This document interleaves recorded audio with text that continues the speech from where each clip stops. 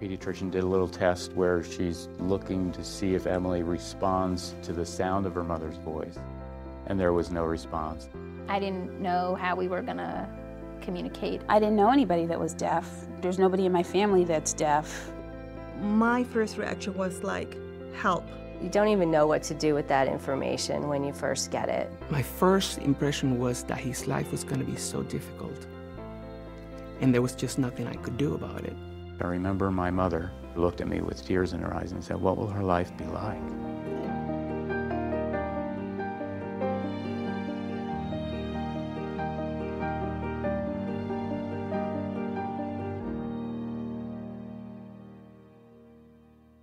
What you've just seen are people who've suddenly been exposed to deafness around them. Perhaps you may be going about your normal life, watching this program and hearing what I'm saying to you. But have you considered what life can be for people who are deaf? Many people often have a lot of questions about deafness. For instance, questions like, are deaf people able to speak as well? How do they get around hearing sounds of danger such as a car hooting? How do deaf children manage through schooling? How will you as a parent realize that your child is deaf? Can deaf people have a job, go to university, or even own a house, a car? Well, these are the questions we will address in today's show. September being the month dedicated to deaf people, we today focus our discussion on deafness. We have experts who will tell us all we need to know about deafness. Interact with us on our Facebook page, SABC Health Talk, and on Twitter at SABC Health Talk. I'm Dr. Sello Mutaung, and this is Health Talk.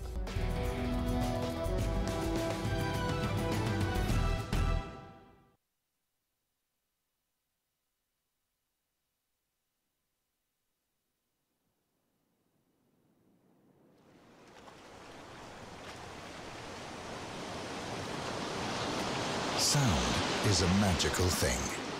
It is a fundamental part of daily life that opens up a world of wonder.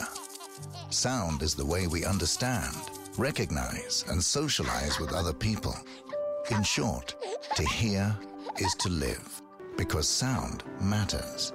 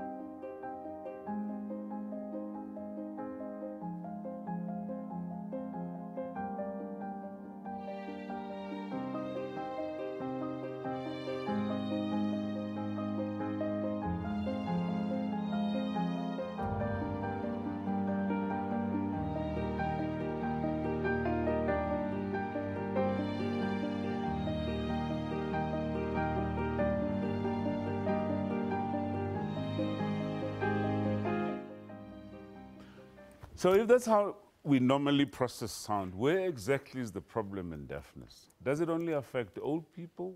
And how common is it amongst children? Well, let's get enlightened on these and other questions by our special guests. First up is Ms. Carmen Eerstehuizen, who's an audiologist in practice in Johannesburg. Welcome to Health Talk. Good morning. Thank you for having us. All right.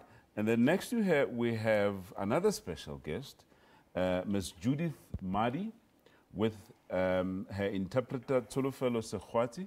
Now, Judith Madi is the Provincial Director of Deaf SA. Welcome to Health Talk. Right. This is going to be a very special show today because we're talking about deafness, and we do have somebody who is deaf in our studio. of course, with her interpreter. But let's start with you, Carmen. We've just seen now the normal process of hearing and how we process sound. Yes. In deafness, or first up, you're going to explain to us what actually happens in deafness. But first, let's just try and, simplify these things. We hear of partial deafness, sudden deafness. Can you just take us through these definitions, please? Absolutely. You get different degrees of deafness. So essentially what we find is, depending on what's causing the hearing loss, the deafness will have different degrees. So you can have a mild hearing loss caused by either a middle ear infection or inner ear infection, and that will give you a slight impairment. And then the scale keeps going. So you get a moderate loss where you will really struggle to hear what people are saying and make out certain sounds. And then you get the profound hearing loss, which is more where we describe it as being completely deaf or completely hard of hearing. So there's lots of degrees of hearing loss. Okay, so it can range from mild to really profound. Okay. Now, so what actually then happens in, taking into account what we've just seen, the anatomy and so on, and how sound comes in from the outside until we interpret that, as something that we, makes sense to us in the brain. Yes. What actually, or where actually is the problem in deafness? The problem can come in any stage in the ear. The ear is divided into the three parts. You have the external ear, which includes your pinna and your ear canal. Then you have your middle ear, which is your eardrum, your little middle ear bones that you saw. And then the third part is your cochlea, which is your inner ear. Right. So firstly, you can have a problem with your ear canal, where it might be blocked with something like wax, or swimmer's ear can cause growths in the ear canal and so forth. And that can just block the sound wave from coming through your ear canal. Then there can be problems with the eardrum. You can have a little hole in the eardrum, or your eardrum can be torn completely. And some children are born without eardrums or with a closed ear canal. So that can also cause hearing loss. Then we get to the middle ear. There's quite a few things that can go wrong in the middle ear. I won't name them all, but for example, the little bones can be separated from each other. So they can't transfer the sound anymore.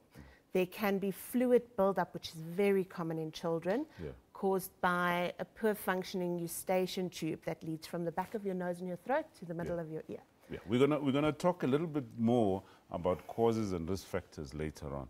But essentially what you're saying is anywhere along the line, from the outer ear right up to the inner ear, there can be problems there. Absolutely. So anywhere along the line, if anything goes wrong, it will cause a hearing loss. All right. Let's just, at this stage, bring in our guest, Judith. Judith, now, you are the Provincial Director for Deaf SA. Now, do you want to perhaps just start by telling us what Deaf SA role is? What do you do in society?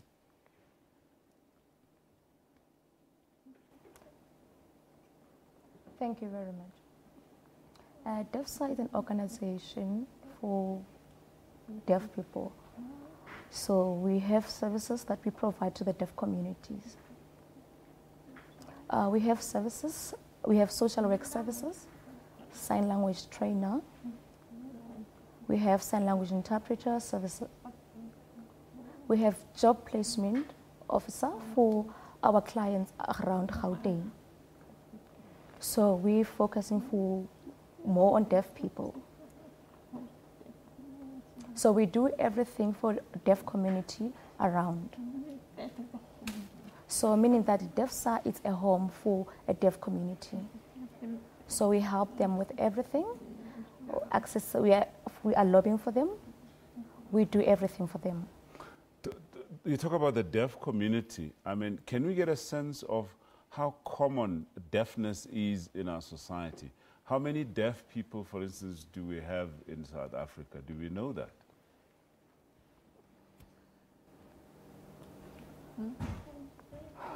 What I can say is that we have about 1 million deaf people here in South Africa. Worldwide, we have 20% of deaf people. I mean, 1 million people deaf in South Africa, that's quite a lot. I mean, as an audiologist, you deal quite a lot with deaf people. Do you see a lot of young ones, children? Is it more the older ones? What's your experience, Kama? So in general, the older you get, the more prevalent hearing loss becomes, because there's something called presbycusis, which is age-related hearing loss. Mm-hmm. So what happens is after you're 50, there's a 40% chance that you might have a hearing loss. After 70, there's a 70% chance that you might have a hearing loss. Mm-hmm. But we see people from every spectrum.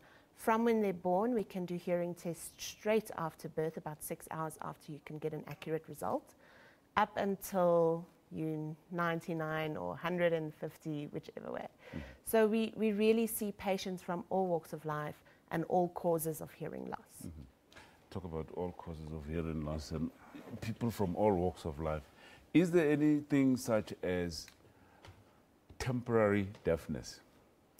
There is something called temporary threshold shift, which is when you're exposed to a lot of noise, or if you've been exposed to some sort of chemical or a medication that causes hearing loss. We call it ototoxicity. They can often cause a temporary shift in your hearing, which can possibly then come back, basically. Mm-hmm. So there is a temporary deafness, and then there's also things like inner ear disorders, viruses that can cause hearing loss that can be recovered. Okay. Let's talk a little bit and focus on young people now in terms of, noticing. I'm sure, for an old person, I suppose it's easy to tell that this person can't hear what I'm saying or anything like that. But in young children, what are the typical signs and symptoms of hearing loss? Yes. Young children, depending on what's causing the hearing loss, if they're very young, they'll often tug at their ears if there's a middle ear infection. They'll tug at their ears, they'll be a little bit cranky, they will struggle to sleep. As they get older, kids will be inattentive, so they often get misdiagnosed with ADHD, even sometimes autism, depending on the severity of the loss. Some kids will be described as being in their own world. They're not responsive to outside stimuli. So there's lots of small warning signs you can look for, but the most common one is inattentiveness. That's inattentiveness. All right, okay. So please stay with us, because after the break, we discuss challenges with living with deafness.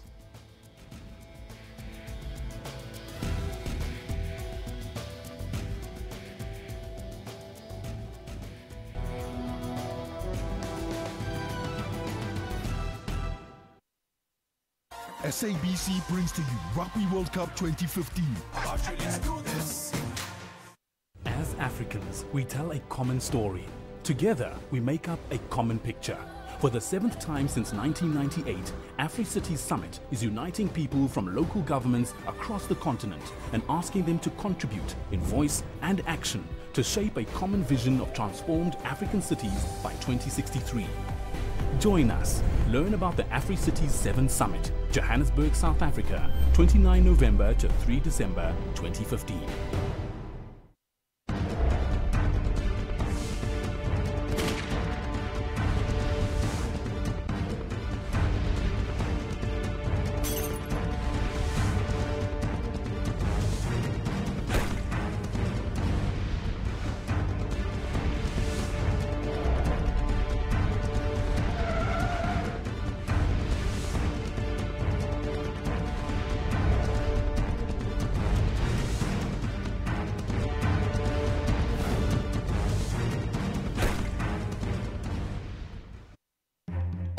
This is AM News. Police have uncovered a makeshift drug manufacturing lab on Gauteng's East Rand. It's estimated that the lab would have produced drugs worth over 30 million rands. We take an in-depth look at top stories of the day. Live crossings to our journalists on the scene. Local officials call this the biggest drug bust ever in this area.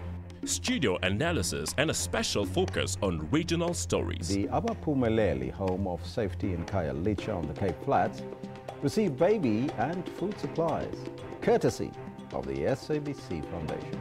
This is AM News, daily at 10 a.m. only on the SABC News channel.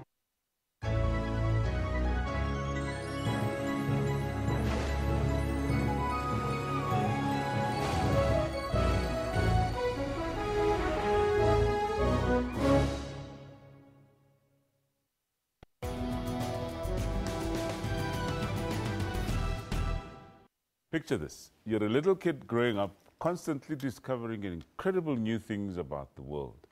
Now imagine being surrounded every day by people who don't talk to you, tell you stories, or answer your millions of questions. Your own parents and siblings seem to avoid you. They don't try to teach you, guide you, or provide you with comforting words when you need them. You feel like an outsider in your own home. This is the experience of many deaf children. Let's explore this deafness issue further with our guest. We still have Carmen Eersthuizen, an audiologist, and we have Judith Madi with her interpreter, Tsolofelo. Judith Madi is the Provincial Director of Deaf SA. Now, let's start with you, Judith. We need to focus on the current challenges that deaf people face in South Africa, and would like to know what it is like to be deaf. Okay, perhaps let me start with asking you a personal question, Judith rather. How long have you been deaf? Was it from childhood, or was it, from a specific age?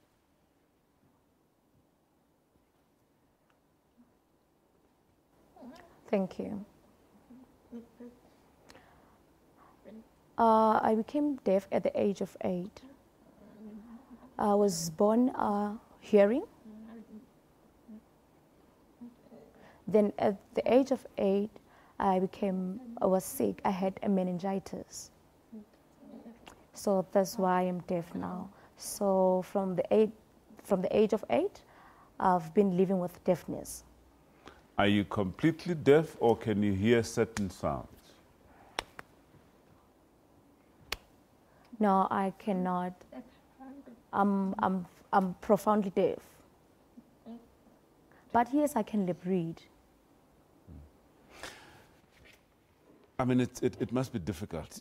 For somebody like you and I, with all our senses intact, well, hopefully, we can't appreciate exactly what it is like, for deaf people, to get around.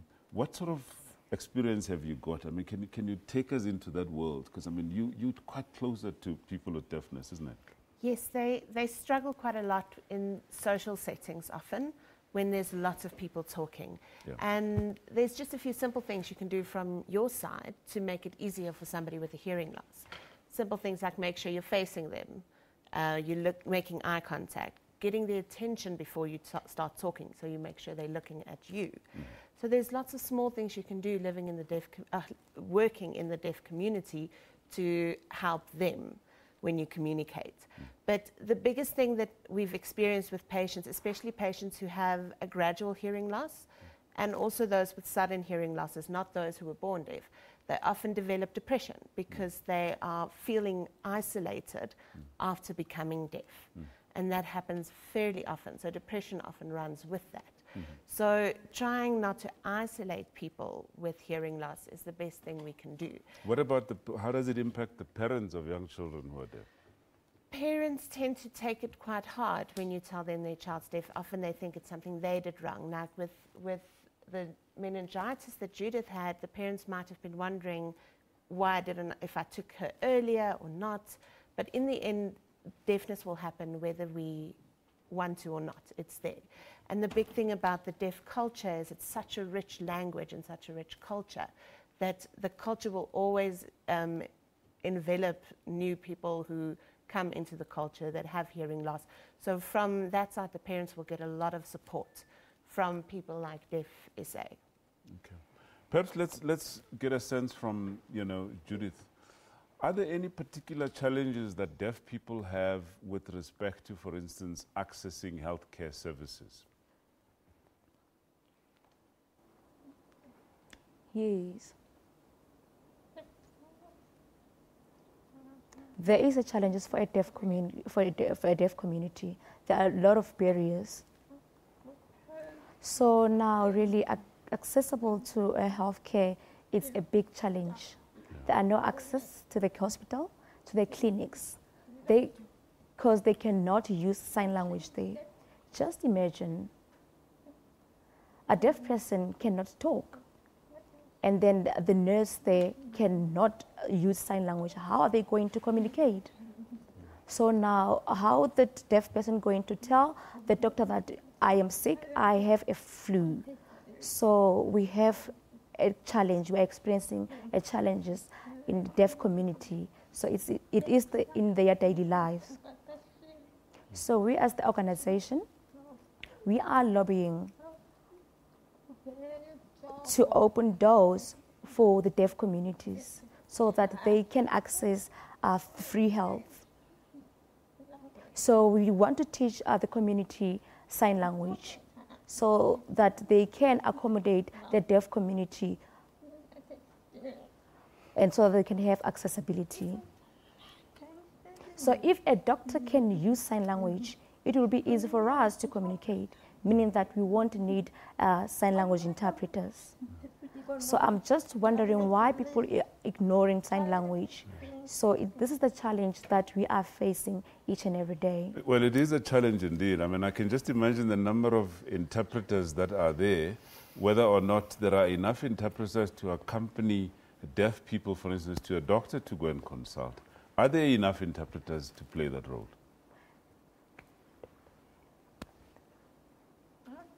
No. We have few interpreters. I can say that we have, here in South Africa, we have 150 sign language interpreters. We have a shortage of South African sign language in South Africa. Well, this is quite a problem, Carmen. Do you, by the way, have knowledge of sign language? How do you communicate? I can sign a little bit. My sign okay. is very bad. All right, okay. But I can communicate the basics. Yeah, yeah. Yes. I imagine it's important for most of us to at least start learning sign language because yes. it's easier if you can communicate, isn't it? So, absolutely. Yeah. Absolutely. All right. Anyway, we're going to go for a short break, and when we return, we discuss causes and risk factors. Please stay with us.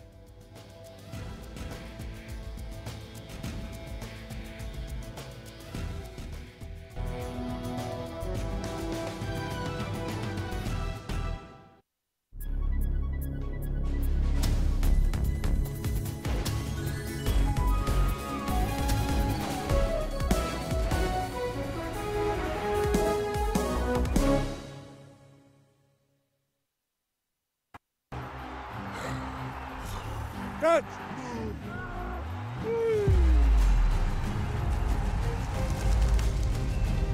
Point! Sit!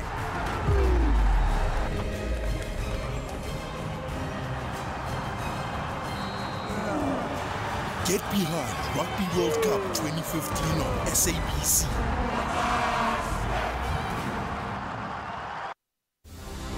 Across the globe, locally, and on the entire continent.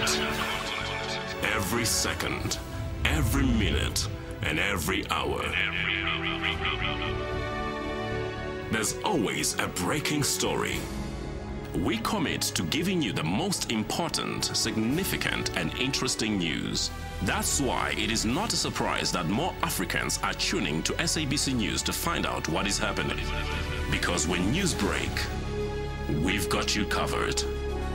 SABC News, Africa's news leader. This week we are taking you around the continent, telling you stories about what makes Africa, Africa. We now head to the Kenyan coast, where we meet a man using needles to fight a growing drug culture.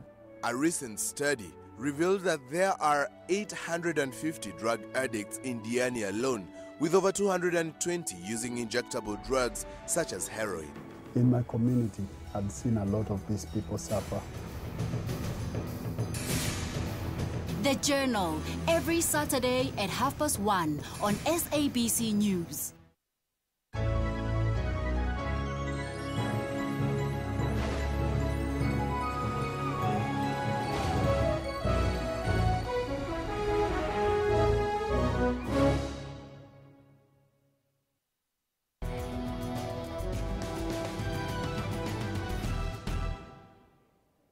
Welcome back. So what causes deafness and who's at risk?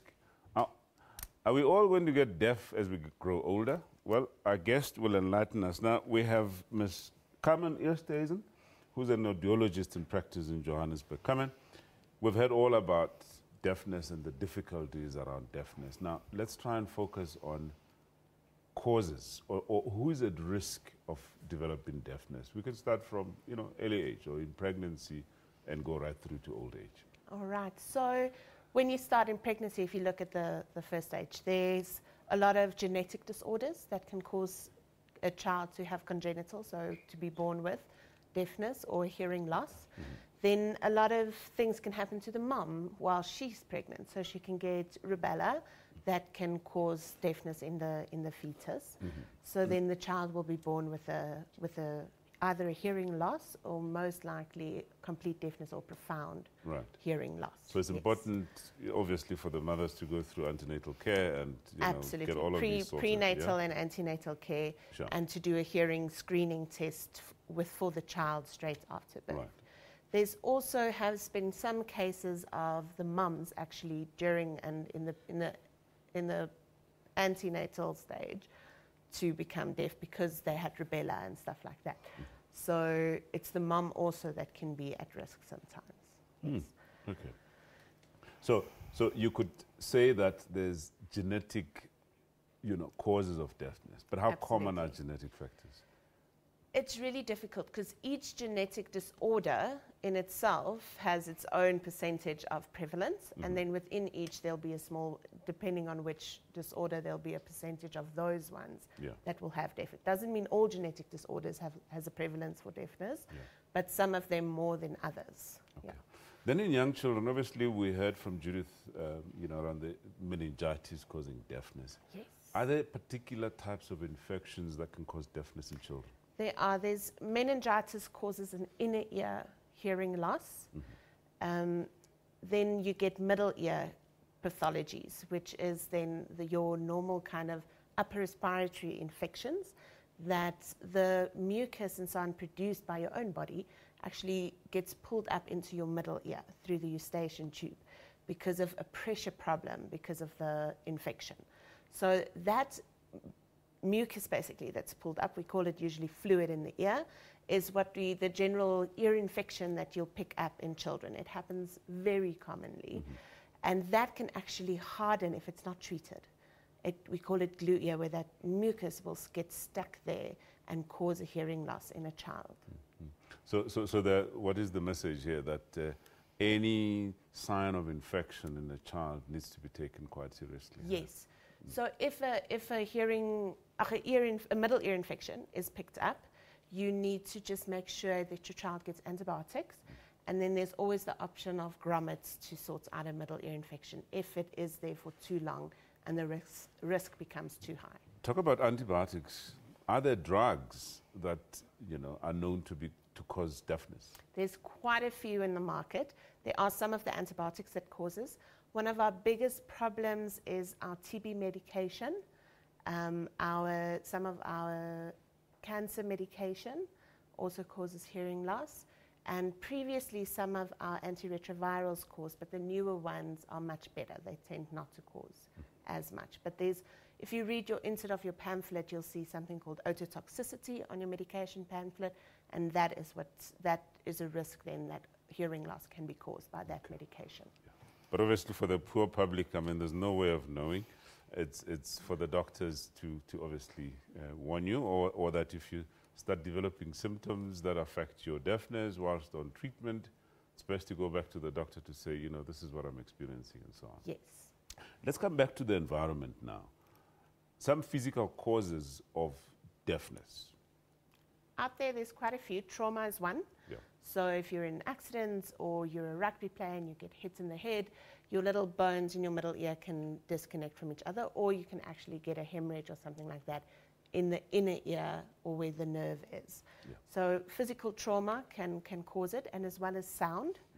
So sound is a waveform, as you saw in the first diagram. So it causes pressure. Well, sound is a big one, isn't it so? Yes. I mean, it comes in different forms. It comes in the form of loud music. It comes from industry. Perhaps let's focus on industry before we go to the youngsters and loud music. Yes. In industry, obviously, that's a problem, isn't it so? Yes, industry, it's a huge problem. Recently, though, the occupational health and safety guys have really implemented a lot of rules in terms of making sure that hearing protection is put into the industries.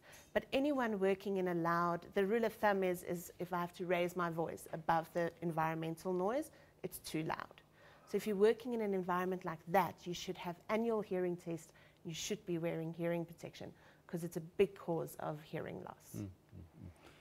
All right, and of course there's rules in terms of, you know, if noise is at this level and what have you, you know, you can only be exposed to noise for X number of period and so on. But industry can do that. Let's talk a little bit about loud music and youngsters. There's a big problem over there because everybody's wearing these earphones and they're blasting their music on their MP3 players and their iPods at massively high levels. Some of the iPods and MP3 players can go up to 116 decibels, which is pretty much instant hearing loss that you cause. There was a study done on matric students, and the one school, 70% of the matriculants leaving school had a mild notch at where we pick up noise-induced hearing loss. They actually showed the early symptoms of noise-induced hearing loss. So it's very prevalent, and the children should make sure not to use their earphones at a loud level and to use the correct earphones. And not to listen to loud music for hours on end, isn't it? Absolutely. At top volume. Yes. The shorter you listen to loud things, the less likely you are to cause damage to your hearing. All right. Now talk about experiencing what it is like to be deaf. I mean, we did say that obviously deaf people, you know, really go through quite a lot of problems. We have a volunteer who's going to come onto our show, and you have some gadgets that you're going to put on her to just block her ear for just a few minutes so that she can also experience what it is like to be deaf. Yes. All right. But tell us before she, as she comes, please tell us a little bit about what this is. Yeah? So there's a new non-profit organization called the Kudu Foundation, and they started the challenge to challenge people like yourself to go deaf for a day. Now, we're not going to make you completely deaf. We're only going to block your outer ear. So that'll cause about a 40 decibel hearing loss. Okay. Now, in a 40 decibel hearing loss, it's about a moderate hearing loss that you'll see. Right. And it's not going to be permanent, eh? Not permanent. It's just the outer ear that we're blocking. Right. So we're going to put a small little sponge into your ear canal just to make sure we don't cause any problems with this going past the sponge and hitting the eardrum. Right. It's perfectly safe. Okay. It's the same method we use to do ear molds for hearing aids. All right. Yes. So we're just checking the ears, making sure there's no wax blocking or any obstructions. And then we're just going to put the small little sponge into the ear. So we make sure your ear canal turns like you saw in the picture before. You have little corners in your ear canal. So we make sure we push it only up to the second corner so that it doesn't go too deep. And then this putty, we're going to syringe inside, and it will harden in your ear. And as it hardens, you'll hear less and less because it expands as it hardens. Are you anxious? So much. Are you ready? This is the fun part. It feels like it's a bit squishy in your ear. So it feels a bit strange. It's a strange sensation, but it shouldn't hurt at all.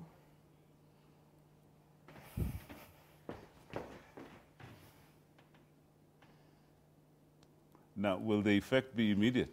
She will have an immediate effect, and it will get worse as it hardens. Here we go. So she should be able to hear us. If I speak very softly, she shouldn't. Is there any difference, by the way? Do you want to tell us? Guys, very, very soft. Be I can hear myself. It's like I'm wearing headset. Okay. All right. All right. We'll ask her these questions a bit later on in the day and outside our show, and I suppose we'll come back and report, later on to hear, exactly what it feels like. All right, we're going to go for a short break now and answer the question, is deafness a treatable condition? That question after the break. Please stay with us.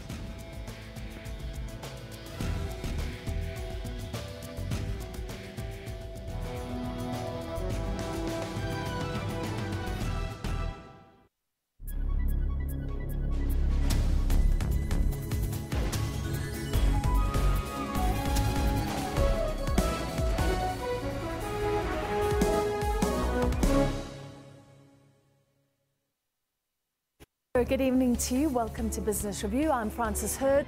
Join us as we unpack each day's top business stories and tell you what matters without the jargon. The general tone of this is interventionist. It's quite sort of, pie in the sky really in some degree.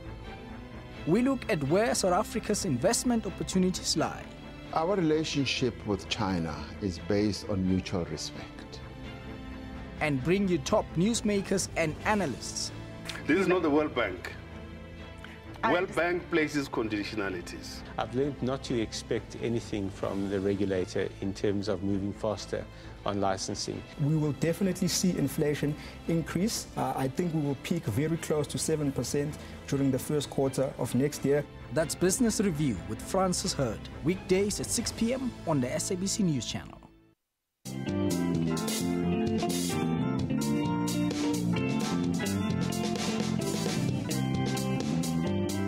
Your destiny is not determined by the township you come from.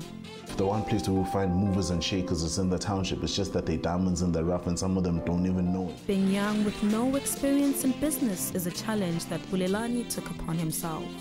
I was motivated by the prayer. I was motivated by the love. To be a novice in business was tough, but experience made him a businessman of note. It took me 7 years to make my first million.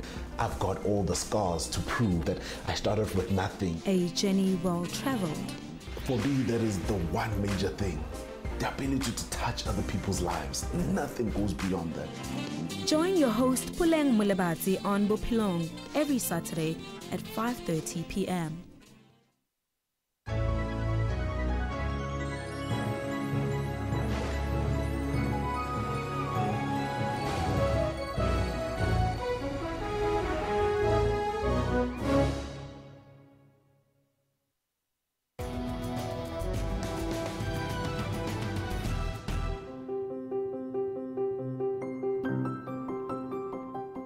In South Africa, between 7.5 and 19% of school children suffer from severe and profound hearing loss, and this number is growing yearly.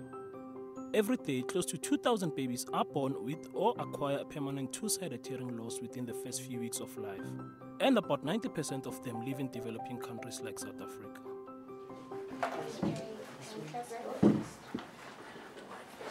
Okay, so you know what to do. You have to press the button every time you hear the sound. Here it is. Big sound to press. Hold it in your hand there. Infant hearing loss undetectable by a routine clinical examination, and if screening is not provided, it is only identified after critical development period for language acquisition have passed. Dr. Der Kukemur, who created a testing machine called Goodwave, had this to say while testing children in Johannesburg Children's Home. We created something new, something that's changing the way you actually do hearing tests. Historically, you had to have a sound booth. You had to test inside the sound booth a patient. Now we've got an audiometer that we invented in South Africa. We manufacture it in South Africa. We even export it into the USA and Australia. It's an audiometer where you don't have to be inside the sound booth to test a patient because it blocks the noise in the area so well so that you don't need a sound booth. School-going children should have a screening done at least 4 times throughout their schooling period. Screening is easy and not painful. In short, it takes about 2 minutes. High incidence of children have got hearing problems in school. Usually it's treatable hearing problems like wax in the ear or ear infections that cause them not to hear the teacher well. They're usually tagged as the children that's not listening, the naughty children. They might be sent to the back of the class, which is even more difficult to hear the teacher. 1 in every 10 to 20 children do have a problem. So in a class of 30 children, 3 children might not hear the teacher well. And you have to find the children because they don't realize it themselves. You have to screen them, test every single child in the school, and then you will find them, and then you can help them immediately. When I grow up, I want to be a doctor. I want to work with computers because I like to work. I want to be a cake baker. The whole point of this is to make sure that people begin to know about children and hearing disabilities in order to intervene early. frequencies on the left side, that's the blue side, and at all frequencies on the right side, the red side. So this child just passed his hearing test. If a child has got a problem with hearing, the really significant problem, the mother or the parents will already know that. They will pick it up at an earlier age before they go to school. Typically, it's very important to pick it up as early as possible, but the moment they find a problem in the school, because the child is not listening, his marks actually dropping and so on, they must immediately go to an audiologist, or they must go to a doctor and to seek help and solve the problem. The other thing that parents actually have to look out for are the headphones that children listen at music for, because those headphones are many times so loud that it causes hearing loss, so much so that many matrics in South Africa actually walk out of the school with a slight hearing loss already, just due to headphones. Parents and childminders can detect hearing loss in children from infancy by looking out their responses to sound. From birth to 6 months, babies should be able to respond to loud music or sudden noises. By the time they turn 3 years old, children should be, among other things, respond to their name, combine words into phrases, and enjoy musical toys. Screening young children for hearing loss is mandatory in order to ensure early intervention. Hello, he's smiling. Welcome back to Health Talk. Now, is deafness a treatable condition? And if diagnosed, is it treatable? Or is it preventable, number one? And if diagnosed, is it treatable? Well, let's get this from our special guest, Carmen Oosthuizen, audiologist in Johannesburg. All right. We spoke a lot about causes and risk factors, and we touched a little bit on prevention. But just to now summarize, around prevention. Let's start with infections in childhood. Yes. Your word there. So regularly getting checkups, getting hearing screenings done at either the primary healthcare center or arranging screenings at the school picks up infections very quickly. So if you have... Talk about screening now. How often should children be screened for hearing loss? Look, there's a varying opinions about when a child should be screened and how often. We prefer to do it yearly because then you have a nice range, so you can check the baseline hearing test, which is the first hearing test we do, and we can monitor if there's any change, which is very important for diagnostic purposes. Is it practical though? I mean, because I've never seen schools that do yearly hearing tests actually. Yes, at this stage it's not practical because South Africa has a lack of audiologists. We're a scarce skill. Right. However, the Kudu Foundation is a brand new foundation that we're going to bring in that's going to focus on school screening as much as possible. Okay. Then in industry then, especially in those industries where there's a lot of noise, you know, the steel industry and, you know, the airports and so on, how often should screening be there? Legislation is once a year in any occupational noise exposure. Once a year here they have to be screened, as well as soon as they start a job and as soon as they end a job. They have an entry and an exit audiogram. Right, okay.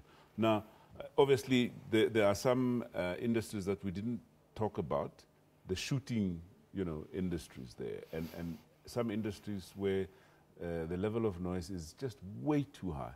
I would imagine there people need to be screened a lot more often than once a year, isn't that so? Yes, yes. Depending on what type of noise you're exposed to, your noise level should also be measured that you're exposed to.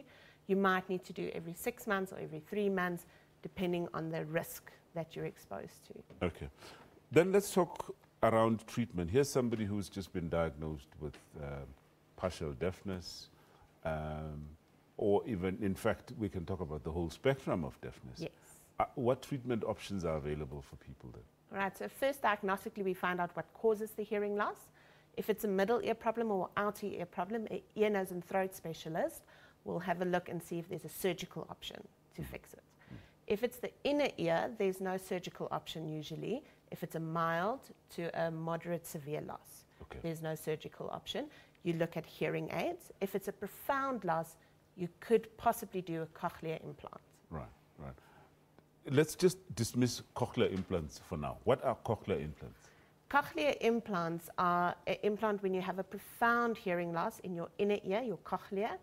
They replace it with electrodes, and then you have a hearing aid on the outside that picks up, it's basically a microphone, picks up the sound and sends it to the cochlea, where the electrodes then will send it to your nerves. Okay. But that's only if the nerves are intact. I see. Okay. All right. Then let's focus on what you audiologists do then. Okay, so from our side, we fit a lot of hearing aids. Right. So there's a lot of different companies that sell hearing aids, and we try and, I myself try and keep as many of the different companies in stock so that we make sure we suit our patients' needs with the hearing aids. Right. And you do this from young children right through to the elderly? Yes, I fitted as young as 3-month-olds with hearing aids. So we do a specialized test for them and we can fit them, and all the way up to the elderly, everything in between. But how easy is it, for young kids to be walking around, playing around with hearing aids? Don't they fall off? They often do, but we do have small devices that keep it on their ear. Right. And we even have a small little sticky tape that you can also use to just stick it the same way you would a hairpiece, right, to stick it on the back of the ear. But we have a little piece we put over the ear to keep it nice and secure. And often we like to give the kids like a nice and colorful color, like a green or a pink. Take us through or some of the blue. examples of, are these the different types of hearing aids that you have? Yes, so you get lots of different types. These are from Oticon. We fit little kids with these little ones that have all the nice different colors. They have blue and pink and so on. And they're easy to find if the child loses it, if you have a nice bright color. This is the other thing. I mean, talk about find.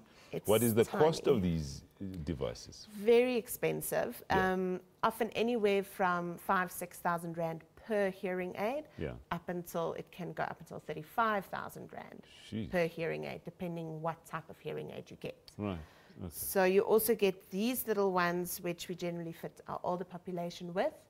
And this specific one is brand new in technology. It was launched last month, and it's an iPhone hearing aid. So it connects iPhone? Yes. Oh, interesting. Connects directly to your iPhone. Yeah. It's a company called Beltone that supplies them in South Africa. Yeah. So it connects to your iPhone, and you can stream your sound through it. You can manage your volume of your hearing aid, your programs on your hearing aid, all directly through your phone. It can also connect to Android phones, but it can't stream sound at this stage.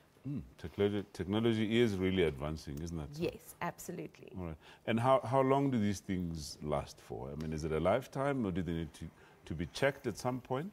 Yeah. We check our hearing aids. Everybody who has a hearing aid should have it serviced once a year. And if there's any problems in between, they should go back to the audiologist. A lot of people get hearing aids, throw them in the cupboard, don't use them because there's a small problem, which the audiologist can solve. Yeah.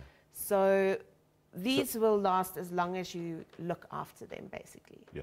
But what about I would imagine they amplify the sound.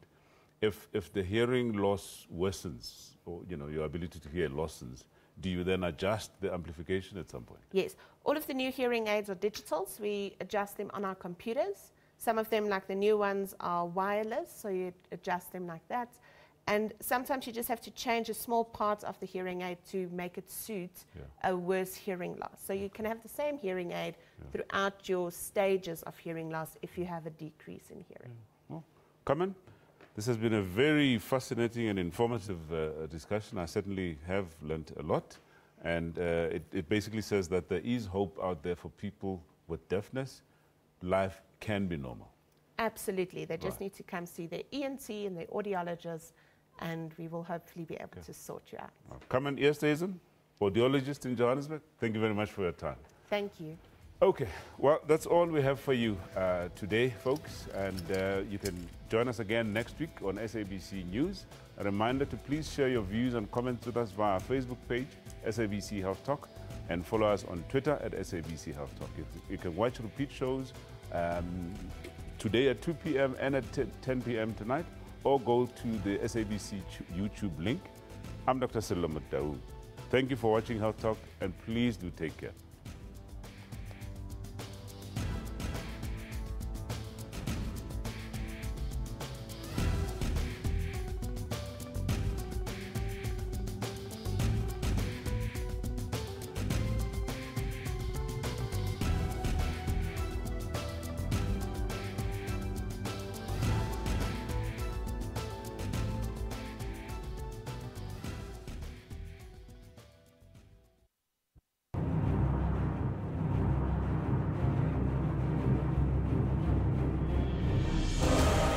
Playing for victory requires intense effort and teamwork.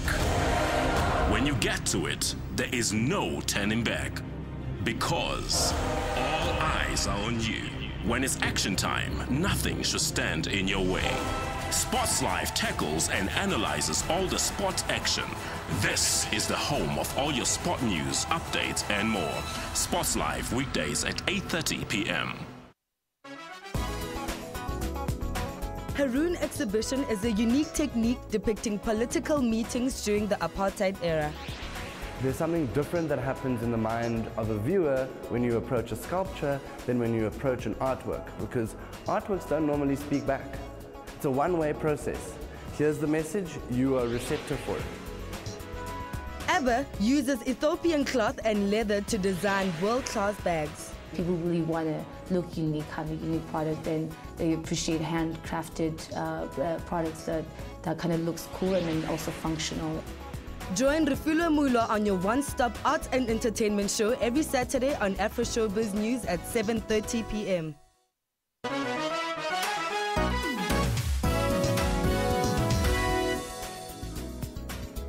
Your World makes it its business every evening to round up the leading local stories and international news to keep you informed all the time. Make a date with Your World every evening for all the news headlines around the world to keep you abreast with knowledge. Catch Your World for headlines across the world every Monday to Friday from 9 p.m, then Saturday